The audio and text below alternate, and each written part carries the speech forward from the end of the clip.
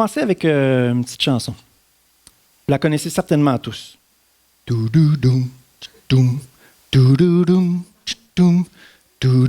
Allez-y. So my Lord, by me, wow, vous connaissez pas ça? Faut-tu reprendre la take là, pour l'Internet? Ils vont être découragés. Si eux, sur Internet, avaient été là, ils auraient chanté sous leur cœur. Et là, est-ce que je me suis trompé dans les paroles? Je ne sais pas s'il y a des fans de Ben E. King, celui qui a popularisé Stand By Me en chantant « Darling, darling », qui veut dire « ma chérie, reste près de moi ». Alors là, vous allez peut-être être surpris. Moi, je suis scandalisé parce que l'auteur de cette chanson, c'est Charles Albert Tindley, qui avait bien écrit « My Lord, stand by me », qui veut dire « Seigneur, reste près de moi ». On peut-tu donner une main d'acclamation à Charles Albert Tindley et au Seigneur qui lui avait inspiré ça? Allons voir les paroles d'un couplet, justement. Les montagnes qui tombent dans la mer. Tu me parles d'une drôle d'image. Qui c'est qui aurait bien pu inventer ça? Psaume 46. Dieu est pour nous un refuge et un appui, un secours toujours présent dans la détresse. C'est pourquoi nous sommes sans crainte quand la terre est bouleversée, quand les montagnes sont ébranlées au cœur des mers. Que les flots de la mer mugissent, écument, se soulèvent jusqu'à faire trembler les montagnes. Dieu est pour nous un refuge, un appui, un secours, peu importe que le ciel nous tombe sur la tête, disaient les Romains dans Astérix, par toutatis, on n'a rien à craindre. Rien de rien à craindre parce que Dieu est un refuge, une forteresse, un bouclier. On peut se reposer en lui. Les hommes, on s'est réunis vendredi soir et quelqu'un rappelait le verset, celui qui demeure sous l'abri du Très-Haut repose à l'ombre du Tout-Puissant. Il y a un paquet de versets de promesses, on peut en nommer des centaines dans la Bible qui sont là pour nous rassurer. Ne crains pas. À chaque fois qu'un ange apparaît, c'est quoi la première chose qu'il dit? Ne crains pas, ne t'épouvante pas. Ne promène pas des regards inquiets. Même, je dirais que dans le chant « My Lord, stand by me », moi, je suis sensible à ça, à la différence entre l'Ancien et le Nouveau Testament. Pour moi, c'est quand même, il y a un petit élément de manque de foi en disant « Reste près de moi, Dieu », parce que Jésus a déjà promis « Je serai avec vous jusqu'à la fin du monde ». On n'a pas besoin de lui demander de rester près de nous. Il nous l'a promis. Il ne faut pas lui demander, il faut dire « Merci de rester près de moi. Moi, je ne m'éloignerai pas. » Vous savez, c'est très, très, très important, ça. Quand on lit l'Ancien Testament, il y a beaucoup de versets qu'il faut mettre à la lumière, au filtre de ce que Jésus a accompli. Puis, oh, OK, je suis bien plus privilégié que David. C'est même pas « reste près », c'est « en moi ». Merci d'être en moi. Y a-tu plus près que ça? C'est plus près que près. Dans notre cœur, au cœur de notre vie. Votre darling, amenez-la près de Dieu. Découvrez la paix de Dieu, la joie de Dieu en Dieu. Ce n'est pas votre darling qui va vous donner la paix quand les montagnes tombent dans la mer. La paix se trouve en Dieu. On parle du fruit de l'esprit.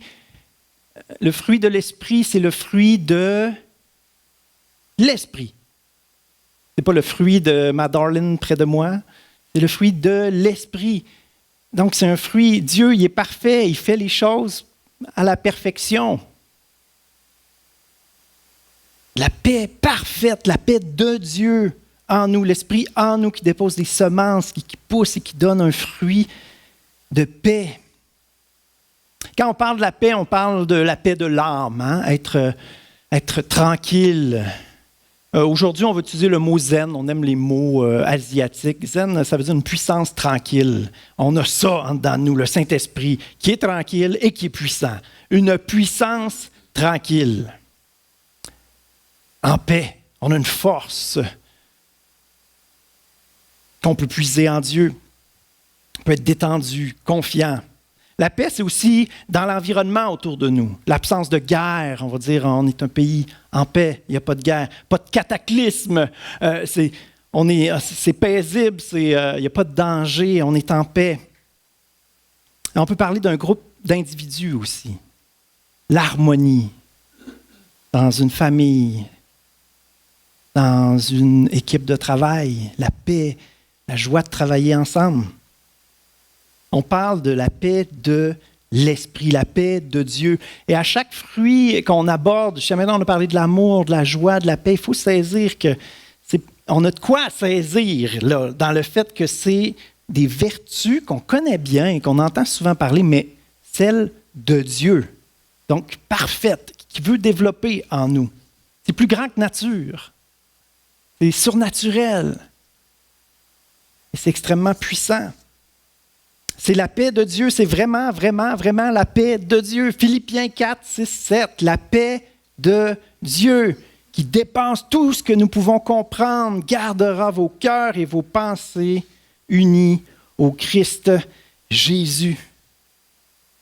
C'est une paix qui dépasse tout ce qu'on peut comprendre, une paix inimaginable, inconcevable, une paix illogique, anormale, plus grande que toutes les stress, toutes les catastrophes, toutes les épouvanteries qui peuvent se passer autour de nous. Cette paix-là peut surpasser tout ça, venir englober tout ça.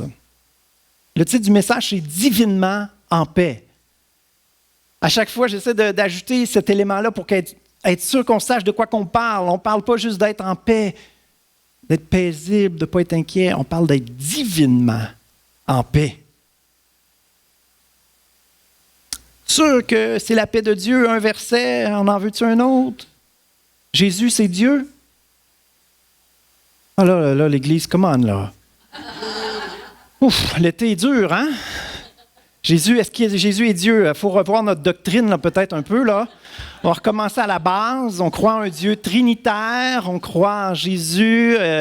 Marie était vierge, elle a enfanté Dieu par le Saint-Esprit, n'est-ce pas? On revient aux bases. Jésus est Dieu? Good.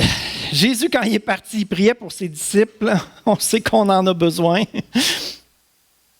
Il a dit, le défenseur, l'Esprit Saint, que le Père enverra en mon nom, vous enseignera toutes choses et vous rappellera tout ce que je vous ai dit. Je vous laisse la paix. Je vous donne ma paix. Je ne la donne pas comme le monde donne. Que votre cœur ne se trouble pas et ne se laisse pas effrayer. Jésus ne donne pas comme le monde donne, il se donne. Et le Saint-Esprit est venu habiter en nous pour que cette paix-là puisse se développer. Ce n'est pas automatique, c'est un fruit qui pousse, qui doit être cultivé. Le Saint-Esprit, quand il est écrasé, quand on ne fait pas de place, il ne s'impose pas. On doit les cultiver, ces choses-là, et on va voir certains éléments qui vont nous aider à ce que ça puisse se développer dans nos vies. La paix de Dieu, ça peut être bon de l'observer, de remarquer des frères, des sœurs dans la foi qui l'expérimentent, qui la vivent. Il y a tellement d'histoires bibliques. Daniel en paix dans la fosse aux lions. Ses amis en paix dans une fournaise ardente condamnée à mort. La paix dans la tempête. David, à un moment donné, ses hommes veulent le tuer. Moïse, le peuple entier veut le tuer. Pierre dort en prison. Paul et Silas chantent en prison. Comment est-ce qu'ils peuvent être en paix? Il y a un élément en commun dans toutes ces histoires. Dieu, il est là. Celui qui donne la paix, le fait que Daniel est en paix, c'est que Dieu est là avec les lions. Dieu est là dans la fournaise ardente. Et cette histoire-là est extraordinaire, hein, parce que vraiment, ils ont vu un quatrième homme, un fils de Dieu, avec les 3 gars dans la fournaise. Dieu était là. Jésus est venu avec eux physiquement. David, il puise sa force en Dieu. Dans la tempête, j'aime tellement cette expression-là, Jésus est dans le bateau. Notre vie, c'est comme un voyage en bateau. Il y a des vagues, il y a des vents, on cherche le chemin, la boussole, on l'a perdue quelque part dans la cave, on la cherche. Mais Jésus, il est dans le bateau. Il faut avoir recours à lui. Moïse, il tourne toujours vers Dieu, il se jette à terre, puis il supplie le Seigneur d'intervenir. Pierre, bien sûr, Paul et Silas aussi. Et dans leur cas, l'Église prie. J'aime le fait qu'on souligne ça, surtout dans l'histoire de Pierre. Pierre était en prison, mais l'Église priait. L'Église prie pour lui. Plein de belles histoires qu'on trouve dans la Bible, qu'on pourrait élaborer. Mais j'aimerais qu'on regarde à une histoire d'un chrétien. Et c'est l'histoire d'un chant. À un moment donné, probablement que la plupart connaissent ce chant-là. Et j'inviterai en fait Priscille pour nous faire la lecture de l'histoire de ce chant-là pendant que je pianote la mélodie. Alors, j'aimerais vous raconter l'histoire du chant qui s'intitule « Quel céleste repos ». Quel céleste repos a été écrit dans les années 1800 par un homme qui s'appelait Horatio Spafford. En fait, en 1871, M. Spafford et sa femme Anna ont perdu leur fils de 4 ans à cause de la scarlatine. Alors qu'ils étaient dans le deuil, quelques mois plus tard, il y a eu le fameux grand incendie de Chicago, là où ils habitaient. Et ça a fait en sorte que M. Spafford a aussi perdu une grande partie de ses investissements immobiliers. Alors, les deux événements combinés, évidemment, ont causé un immense chagrin à la famille, beaucoup de stress aussi. Et donc, M. Spafford a décidé d'organiser de grandes vacances en Angleterre pour la famille. Question de changer d'air et de passer un peu de temps ensemble. Donc, à cette époque-là, il n'y avait pas d'avion. C'était plus long d'organiser un voyage. Et finalement, en 1873, toute la famille se prépare à embarquer à bord d'un paquebot, un grand navire, pour les amener vers l'Europe. Mais finalement, à cause d'affaires urgentes à régler, M. Spafford décide de ne pas embarquer dans le bateau. Il envoie sa famille et leur dit qu'il va venir les rejoindre le plus vite possible dès qu'il a terminé ses affaires à Chicago. Sauf que le voyage ne se passe pas comme prévu. Anna, la femme de M. Spafford, et leurs 4 filles sont sur le paquebot au milieu de l'océan et soudainement, ils entrent en collision avec un grand voilier en fer. On peut voir la photo de M. Spafford, de sa femme Anna et la façon dont on a dépeint l'événement en question. Sur les 313 personnes à bord, environ 200 ont perdu la vie lorsque le paquebot a sombré. Et les 4 filles de M. et Mme Spafford sont décédées. Il n'y a que Anna qui a survécu. Elle a été recueillie par un marin qui est passé par là à bord d'un petit bateau et il a trouvé Anna qui flottait sur un débris du paquebot. Donc Anna, finalement, saine et sauve, se retrouve dans la ville de Cardiff, en Angleterre, et elle envoie tout de suite un télégramme à son mari qui dit les mots suivants: « Sauvée, seule, que vais-je faire? » Alors, dès qu'il reçoit le télégramme, Horatio Spafford embarque sur le prochain navire pour rejoindre son épouse, traumatisée et encore une fois en deuil. Et lors de la traversée, le capitaine du navire qui connaissait l'histoire a même montré à Horatio le lieu exact où la tragédie venait d'avoir lieu quelques semaines plus tôt. Alors, on peut imaginer M. Spafford est vraiment dévasté. Et on sait que c'est pendant cette traversée-là qu'il a décidé d'écrire les fameuses paroles du célèbre cantique « Quel céleste repos ». Et dans ce cantique-là, les couplets parlent du fait d'être en paix, même quand la vie comporte beaucoup de difficultés et de souffrances. Son chant déclare que nous pouvons être en paix, car Dieu reste en contrôle et il sait ce qu'il fait. Alors, j'aimerais vous lire un petit extrait du chant, un couplet qui dit « Quand la paix, comme un fleuve, accompagne mon âme, quand les chagrins roulent comme les vagues sur la mer, quel que soit mon sort, tu m'as appris à dire « Tout va bien. Ma paix est infinie. Lorsque finalement le couple retourne de l'Angleterre vers Chicago, leurs amis viennent les consoler. Et parmi eux se trouve un célèbre compositeur qui se nomme Philip Bliss. Et le chant que Horatio Spafford a écrit au milieu de son malheur émeut profondément Philip Bliss. Alors celui-ci décide de composer une mélodie paisible pour accompagner les paroles de « Quel céleste repos ». Et c'est finalement en 1876 que Spafford et Bliss publient ensemble la fameuse chanson « Quel céleste repos » qu'on chante encore aujourd'hui. It is well with my soul. It is well. It is well with my soul. Quel repos.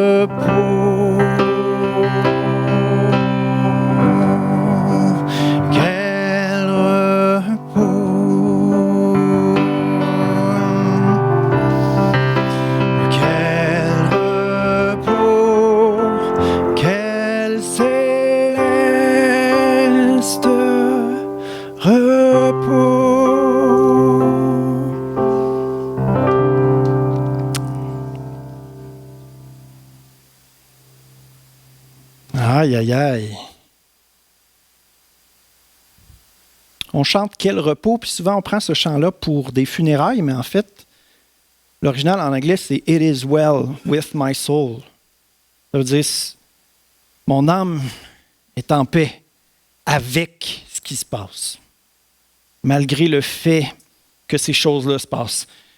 Mon âme est correcte. »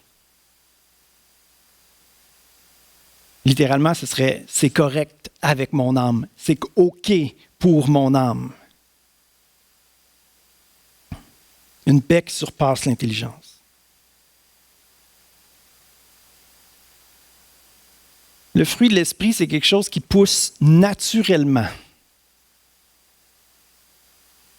On a un arbre, là. Avez-vous déjà vu un arbre forcé pour que des fruits sortent? Une pomme. Un arbre, ça ne force pas pour que les fruits. Qu'est-ce qui fait qu'il y a des fruits qui poussent? C'est que l'arbre est en santé. Il est en santé. Alors, profite du soleil, prends de l'eau, des nutriments, puis ça pousse tout seul. C'est la même chose pour le fruit de l'esprit. Si on est en santé, si on profite du soleil, qui est Jésus, hein? Si on se laisse arroser, si on prend tous les nutriments de la parole, les nutriments qu'on peut découvrir, recevoir dans la présence de Dieu, juste à se rappeler qu'il est là avec nous en tout temps, en toutes choses, puis juste remarquer, juste être reconnaissant pour tout ce qu'on voit. Même dans les pires épreuves, il y a encore des raisons d'être reconnaissant. Toujours. La semaine passée, c'était la joie. Une des choses que je disais, c'est que la clé, c'est la reconnaissance. Notre part active dans le développement de la joie en nous, c'est d'être reconnaissant. Mais la paix, c'est la base en dessous de la joie. La joie, c'est le bonus au-dessus. Mais la reconnaissance aussi est un élément extrêmement important. Notre rôle pour que la paix se développe, c'est aussi beaucoup la reconnaissance. On va voir l'élément principal pour que la paix puisse grandir en nous. Je veux dire que le fait, c'est naturel. Notre rôle, c'est de laisser le Saint-Esprit faire pousser le fruit dans notre vie. Un chrétien en santé, un chrétien normal. J'aime dire, un chrétien normal, ça ne vit pas une vie normale. Parce que Dieu, en lui, produit des choses extraordinaires et merveilleuses. Et notre façon de voir la vie est différente. Si vous êtes chrétien de longue date et que votre façon de voir la vie est comme un peu tout le monde, il y a quelque chose que vous n'avez pas saisi. Alors, il faut s'asseoir sur une chaise et recevoir des enseignements, puis approfondir, puis comprendre les choses.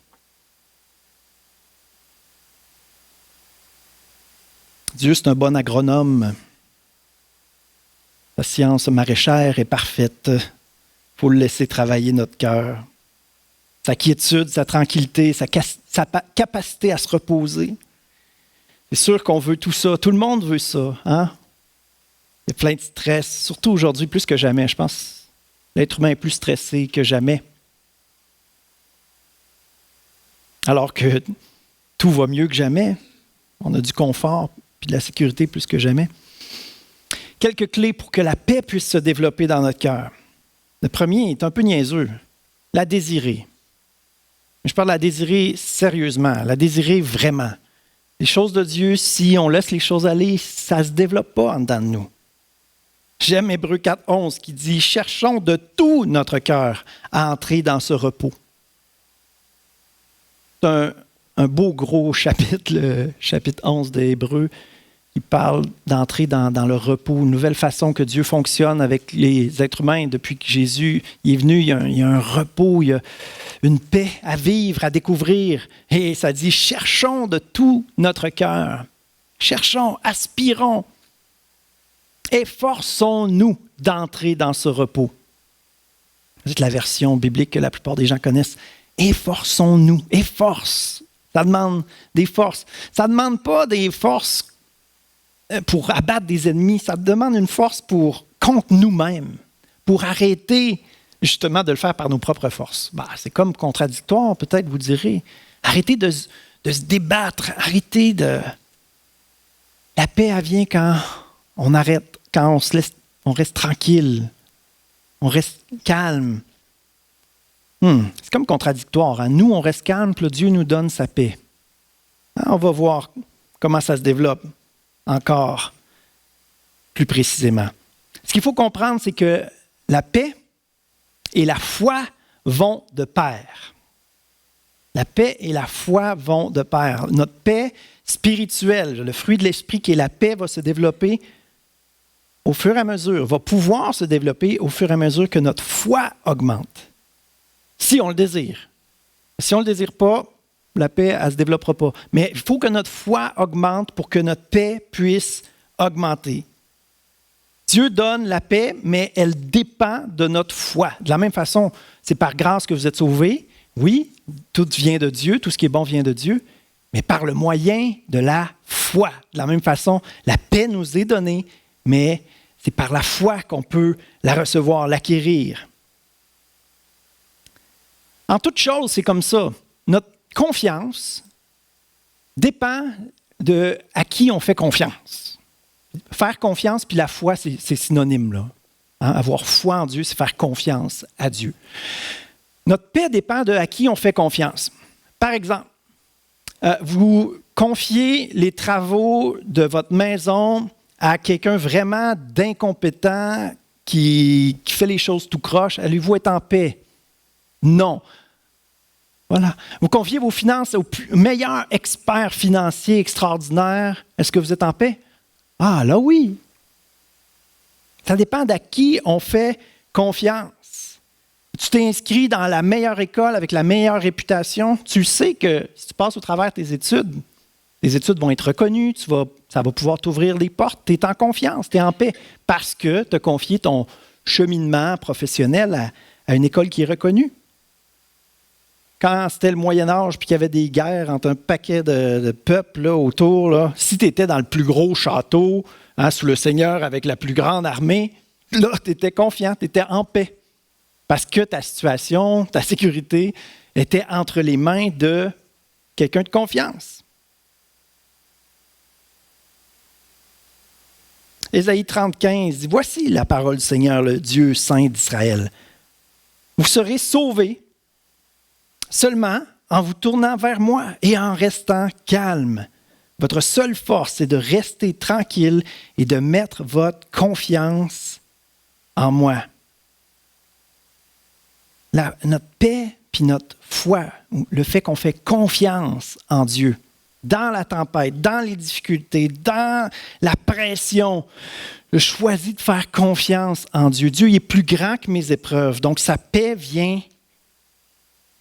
est plus profonde, est plus forte, est plus grande. que les stress qu'on peut expérimenter, les défis, les pressions. Quand on se tourne, il y a beaucoup d'éléments dans ce verset-là, pour vrai. Vous pouvez noter ça. Ésaïe 30, 15. C'est facile, 15, c'est la moitié de 30. Ésaïe 30, 15. Quelqu'un qui a eu 30 ans dernièrement. Vous serez sauvés seulement en vous tournant vers moi. Je me sais se tourner. Ah, c'est vrai, je regardais à mes problèmes, je regardais à ce que je peux faire, tout ça. OK, se tourner vers Dieu et rester calme. Tu sais, Dieu, des fois, je pense qu'il voudrait agir, puis on ne lui laisse pas le temps. Le bonheur et la grâce m'accompagneront. Oui, mais si je cours, le bonheur et la grâce, ils tombent derrière moi. Ah, il m'accompagne si je marche à son rythme, puis je laisse le bonheur et la grâce m'accompagner. Si on reste calme, tranquille, c'est là qu'il peut nous donner sa paix, c'est là qu'il peut nous donner sa force. Et c'est là qu'il nous sauve. Vous serez sauvés. C'est ça qu'on a besoin quand on est face à des géants, quand on est face à des choses qui font peur. On a besoin d'être sauvés. On va être sauvés en se tournant vers Dieu et en restant calme. Notre paix dépend d'à qui on confie les choses. Que ce soit nos finances, que ce soit des travaux de rénovation, peu importe. À qui on se confie, entre les mains de qui on met les choses. Si on le fait pour notre vie, voici à quoi ça ressemble. Avec Dieu.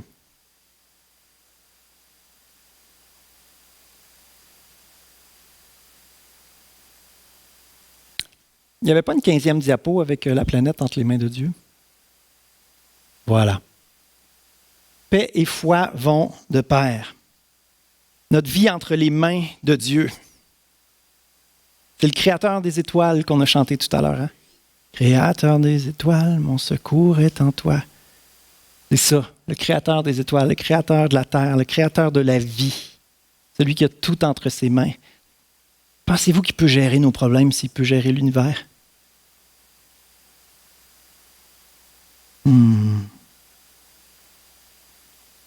Il y a tellement de promesses dans la Bible.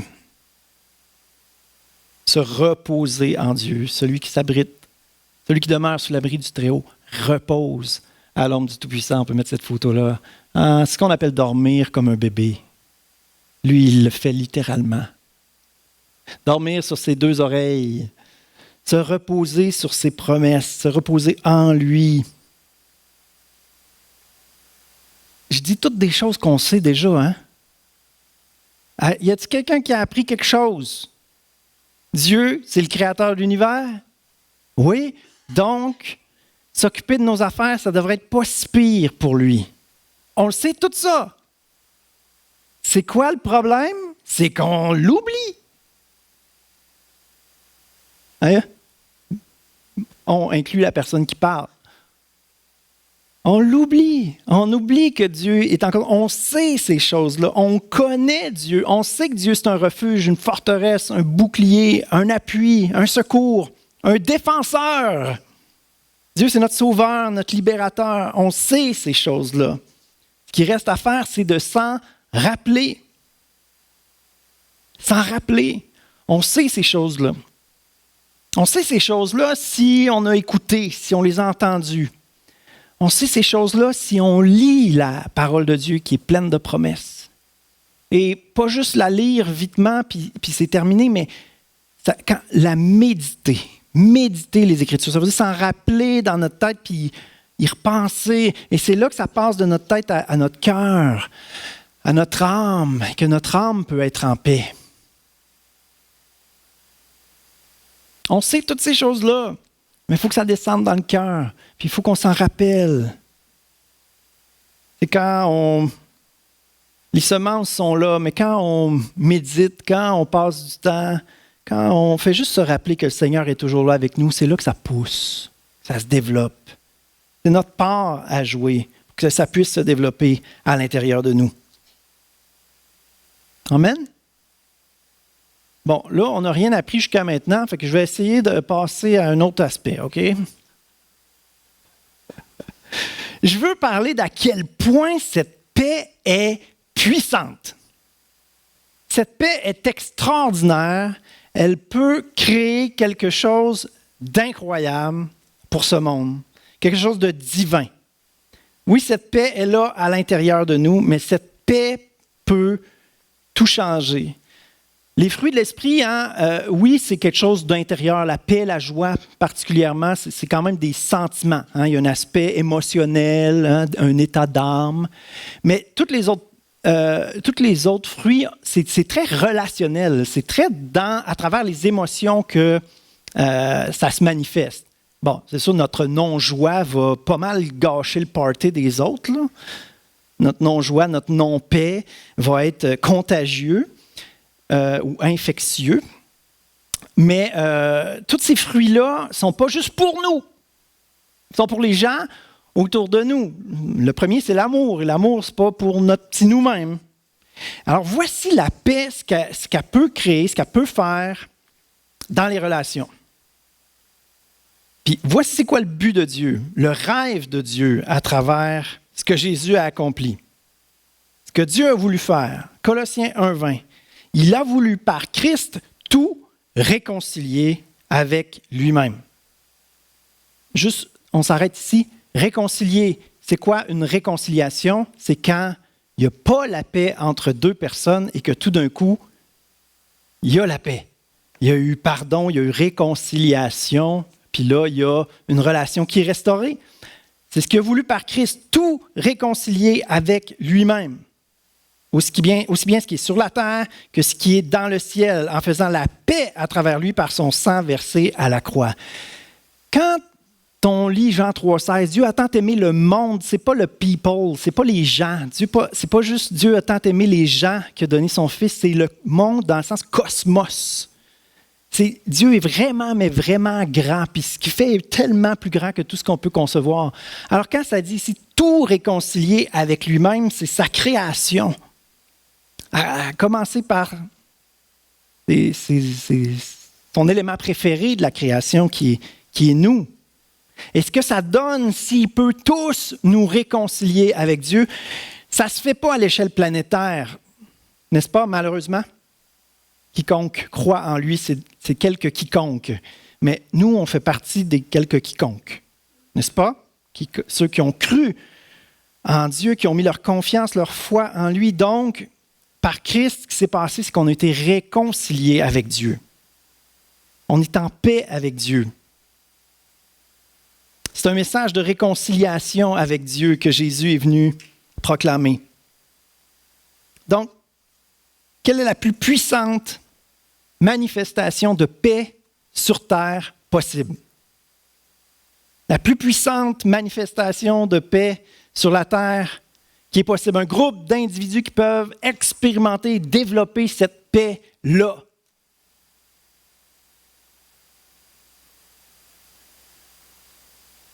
C'est qui? C'est quoi?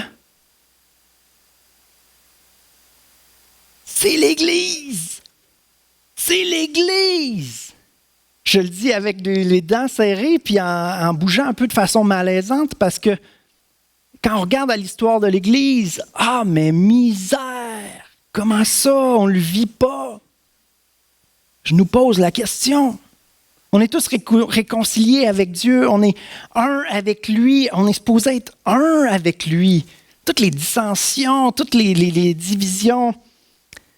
OK, on pourrait se séparer pour des choses secondaires, mais pas se déchirer, s'entre-déchirer, s'attaquer les uns les autres, se regarder de haut, s'écraser. C'est pathétique, c'est ridicule, c'est le total contraire de ce que Jésus est venu accomplir en nous rendant un avec le Père. L'Église, c'est la création où la paix de Dieu peut le plus se manifester. Est-ce qu'on veut le vivre? Amen? Amen! L'Église, c'est quelque chose de miraculeux. Je ne sais pas si on réalise à quel point c'est miraculeux. C'est la paix possible, peu importe la classe sociale, peu importe l'ethnie, peu importe le sexe. Colossiens 3,11 dit maintenant, il n'y a plus ni non-juif, ni juif, ni circoncis, ni non-circoncis. Il n'y a plus des étrangers puis des non-civilisés. Il n'y a plus d'esclaves, il n'y a plus de personnes libres, mais il y a le Christ. Il est tout et il est en tous. Galates 3,28 dit, il n'y a plus ni juif, ni non-juif, plus esclave, ni libre, il n'y a plus ni homme, ni femme. Vous êtes tous un en Jésus-Christ.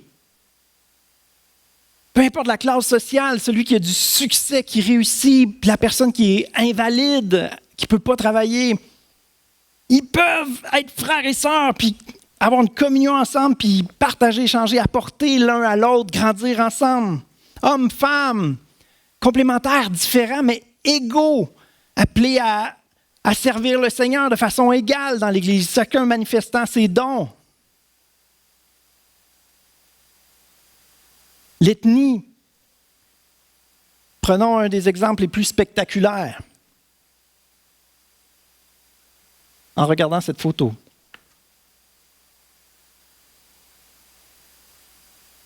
En effet, il est notre paix, lui qui des deux groupes n'en a fait qu'un et qui a renversé le mur qui les séparait, la haine. Il parle des Juifs puis des non-Juifs, tu sais, mais toutes les nations, toutes les ethnies, tous les peuples, il a fait un peuple. Et ça peut se réaliser. L'Église, c'est ça. Les Québécois avec les Autochtones, les Anglais avec les Français. Peu importe les ethnies, il y a une paix, un amour, un en Dieu, une famille qui doit se vivre. Fans des Canadiens, fans des Nordiques, F-150 ou Dodge Ram. Un en Jésus-Christ, tout est possible. Prenez l'élément que vous pensez le plus incompatible, c'est possible. Libéral, conservateur, séparatiste. Si on a la sagesse d'être capable de mettre les choses secondaires de côté, puis être vraiment une famille en Dieu, puis regarder les autres comment Christ les voit, la perfection est de ce monde.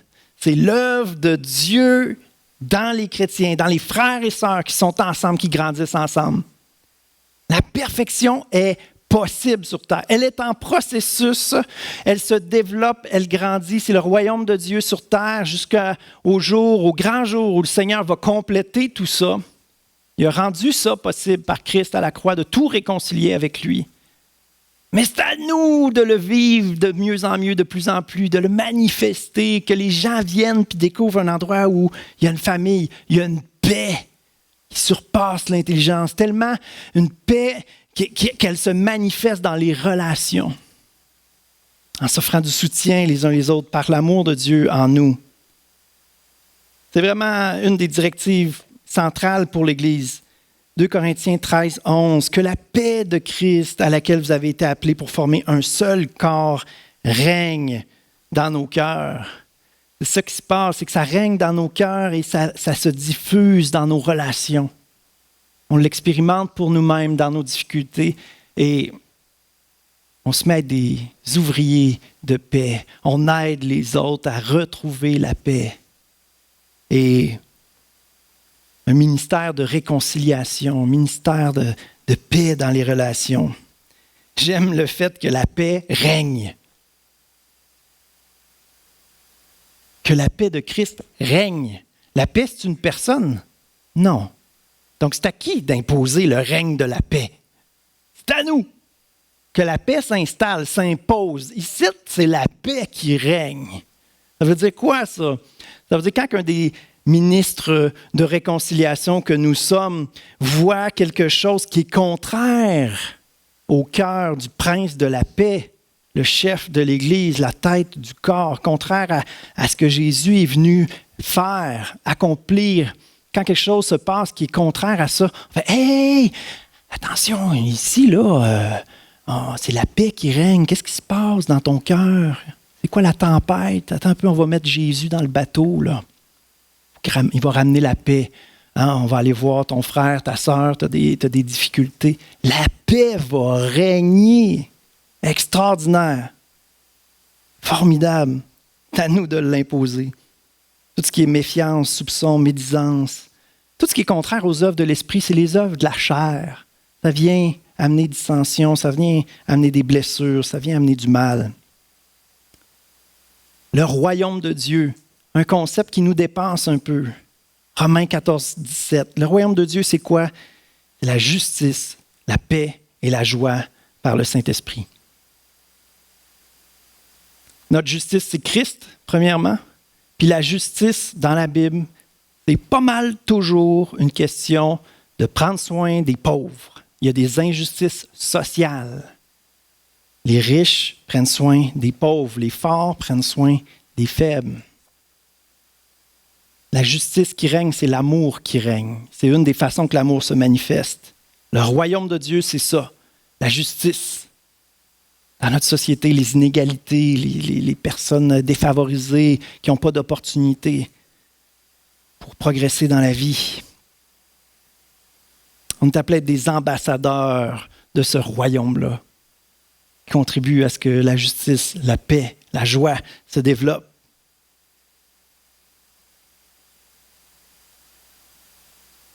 Je ne sais pas comment vous vous situez par rapport à ça. Peut-être vous avez, je ne sais pas si vous êtes dans une tempête actuellement, puis vous avez vraiment besoin juste de crier à Dieu puis de dire « Seigneur Jésus, viens dans le bateau. Ouvre mes yeux pour que je puisse voir que tu es dans le bateau. » Une tempête.